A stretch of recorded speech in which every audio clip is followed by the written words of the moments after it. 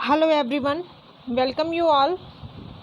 हमने Ben Jonson की part 1 कर लिया है। आज हम पार्ट 2 कर रहे हैं, जिसमें हम बेन जॉनसन के कुछ वर्क्स हैं उनके बारे में डिस्कस करेंगे। बेन जॉनसन के फर्स्ट वर्क की अगर हम बात करें तो जो एक्सप्लेन करने लायक है तो वो है every man in his humour. Every man in his humour, जो कि 1598 में आया था। जो बेन जॉनसन का ये प्ले है जो 1598 में आया था। It is his first play played by Lord Chamberlain's men at Curtain theatre. ये जो बेन जॉनसन का फर्स्ट प्ले है जो लॉर्ड चैम्बरलेन मैन के द्वारा प्लेड किया गया कर्टन थिएटर में। The prologue of the play attacks theme and conventions of the contemporary drama and explain his theory of humour. जो प्रोलॉग है हमारे इस प्ले का, वो मेन क्या है, जो पुरानी कंटेम्प्रेरी ड्रामाज हैं, उनके कन्वेंशंस थे, उनके जो रीति रिवाज थे, उनके थीम्स थे, उस पर क्या करना, अटैक करना है। Shakespeare acted in it. Shakespeare ने इसमें एक्ट भी किया है। He played the role of the character Edward novel.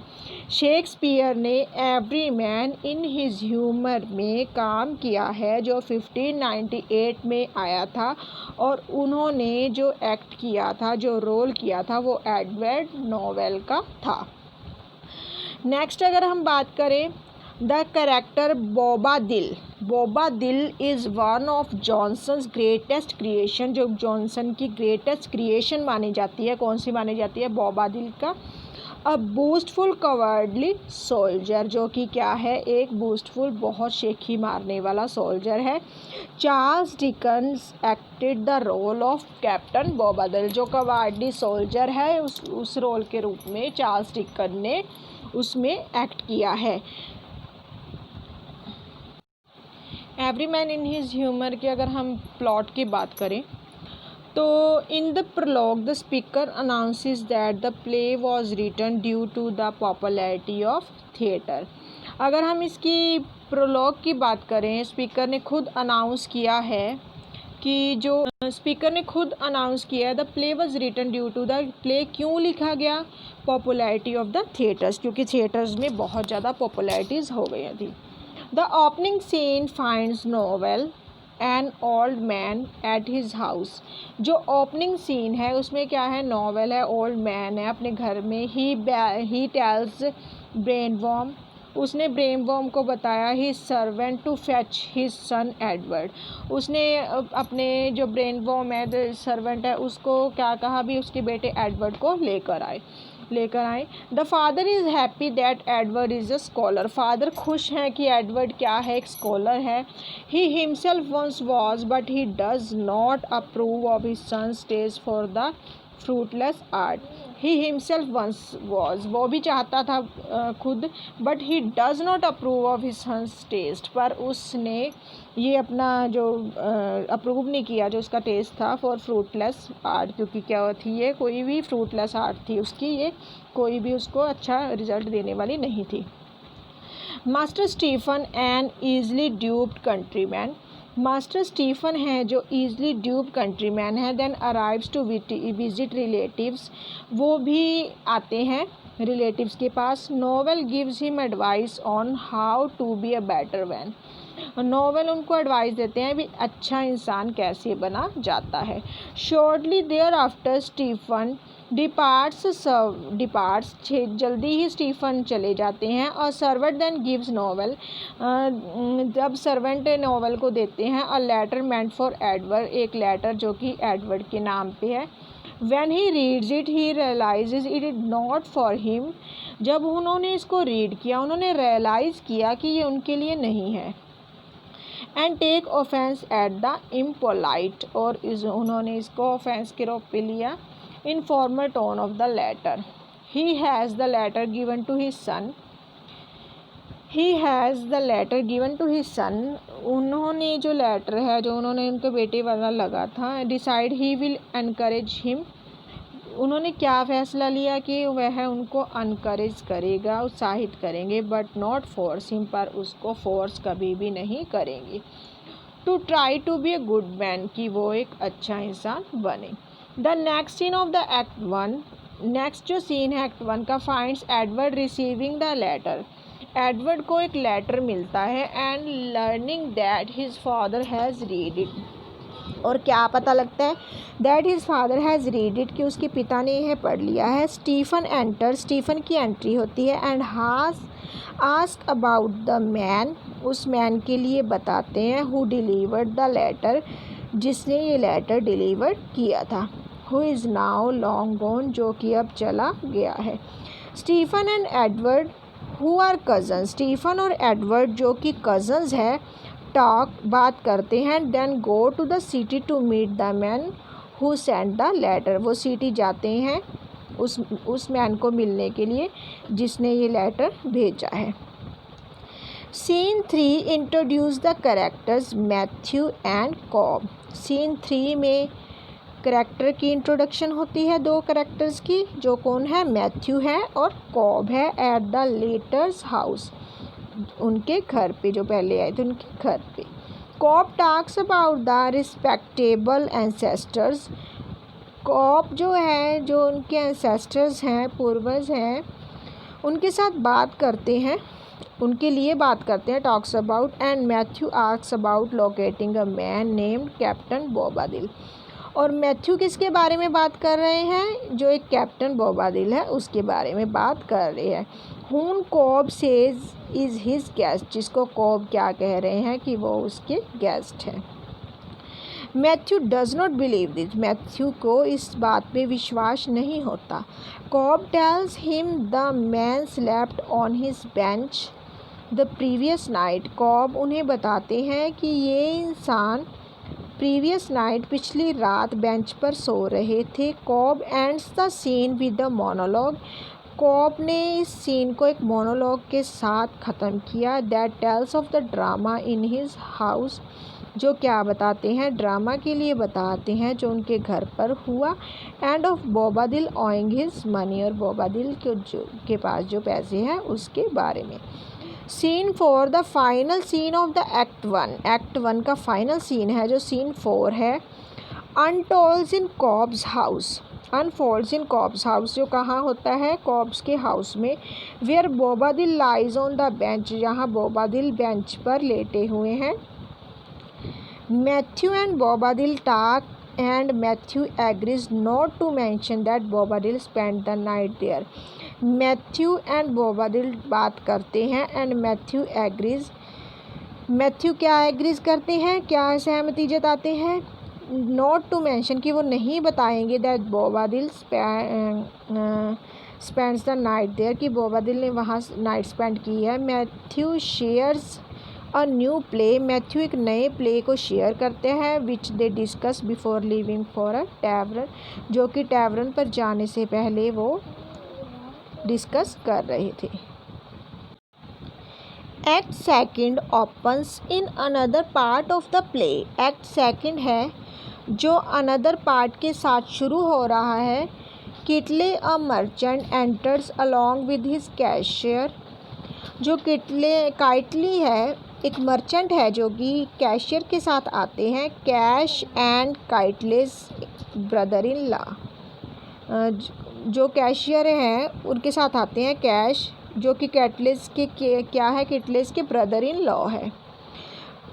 Down right who is a squire, Kitely tells the squire that Wellbred his brother has been disrespectful, जो Kitely हैं वो बताते हैं स्क्वायर को कि वेल ब्रेड है, his brother has been, उनकी disrespect हुई है। वेल ब्रेड इज़ एंगर्ड, जिससे वेल ब्रेड क्या हो गए हैं, गुस्से हो गए हैं। Bobadill and Matthew look for, Bobadill और मैथ्यू आगे देखते हैं, but do not find Wellbred, पर वेल ब्रेड को नहीं मिलता। Next in the Moorfields of London, आगे मोरफील्ड्स, लंदन के मोरफील्ड्स में, Brainworm is disguised as a soldier, Brainworm जो है वो सोल्जर के भेस में है। He wants to stop Knowell's pursuit of his son, जो नॉवेल्स को परस्यूट, उसके सन के परस्यूट के रूप में स्टॉप करना चाहता है। Stephen and Knowell enter, Stephen और नोवेल की एंट्री होती है। Stephen has lost a purse containing a ring from his mistress. Stephen का पर्स गुम हो गया है, कंटेनिंग अ रिंग जिसमें एक रिंग भी है, फ्रॉम हिज मिस्ट्रेस जो किसके द्वारा मिली थी, मिस्ट्रेस के द्वारा। In act third Matthew, Bobadill and Wellbred are in a tavern. Next अगर हम बात करें एक्ट थर्ड में, मैथ्यू है, बोबादिल और वेलब्रेड वो टैवर्न में हैं। While Matthew and Bobadill talk of disliking Wellbred's brother, वहाँ मैथ्यू और बोबादिल बात कर रहे हैं डिसलाइक करने के बाद, जो वेलब्रेड के ब्रदर को डिसलाइक कर रहे हैं। Downright Edward and Stephen arrive, इसी वक्त एडवर्ड और स्टीफन आते हैं। Wellbred it turns out is one who wrote the letter to Edward, Wellbred जो आगे आते हैं ये वही है जिसने एडवर्ड का लिए लेटर लिखा था। They go on to discuss Stephen and Bobadil's military experience, वो आगे बात करते हैं जिसमें डिस्कस करते हैं स्टीफन और बोबादिल की मिलिट्री एक्सपीरियंस के बारे में। Cash and Kitely are engaged in a shady exchange of money, Cash और काइटले जो कि एक एक्सचेंज ऑफ मनी के कारण फंस जाते हैं। Kitely sends Cash on another job, Kitely जो है कैश को अनदर जॉब पर भेज देते हैं। And ask to be informed if Wellbred or anyone else comes to his house, और उसको कहते हैं भी इन्फॉर्म कर देना अगर वेलब्रेड और कोई भी आता है उसके घर पे।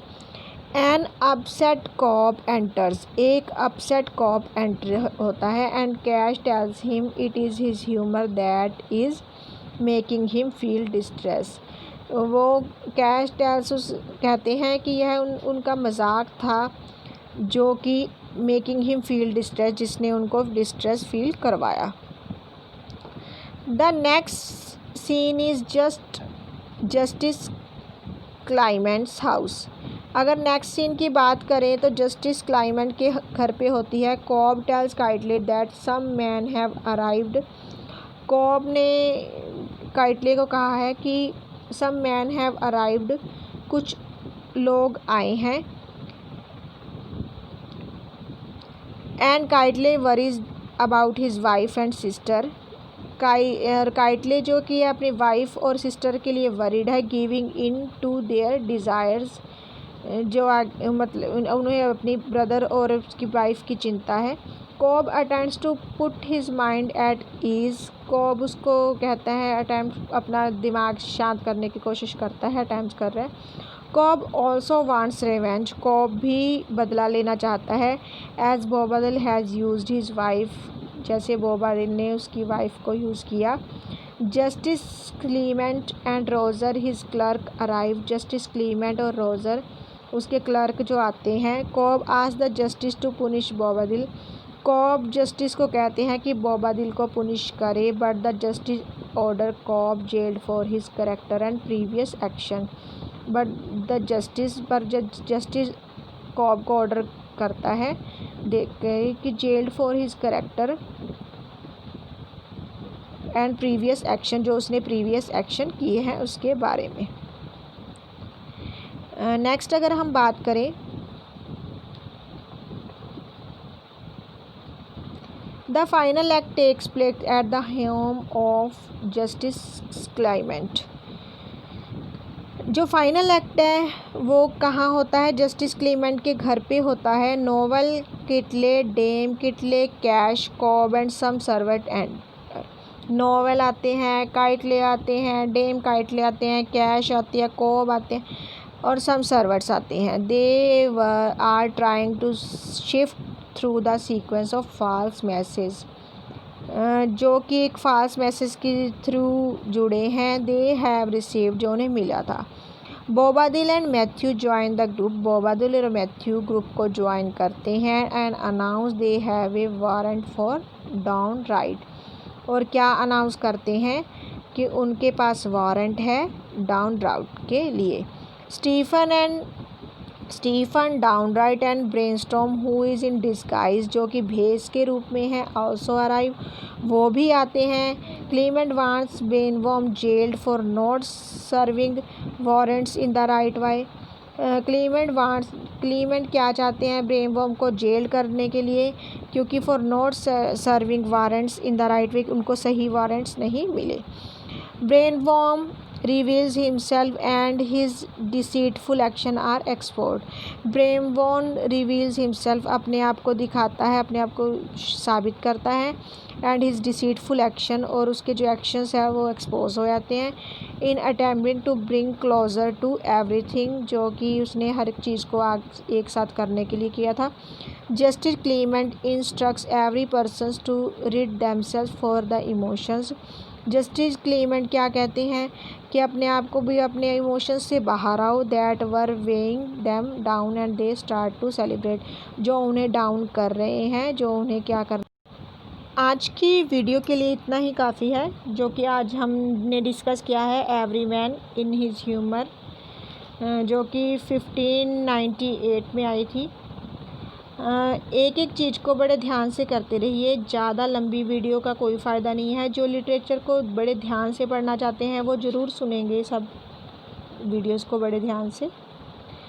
वीडियो के साथ बने रहें, चैनल के साथ बने रहें, चैनल को लाइक एंड सब्सक्राइब ज़रूर कर दें, क्योंकि ये इसमें आपके लिए पूरा सिलेबस भी कवर होगा, साथ के साथ इसमें आपका MCQs भी कवर होंगे, और कोशिश होगी कि हर टॉपिक को बड़ी गहराई से करें कि कोई भी क्वेश्चन छूटे ना। धन्यवाद।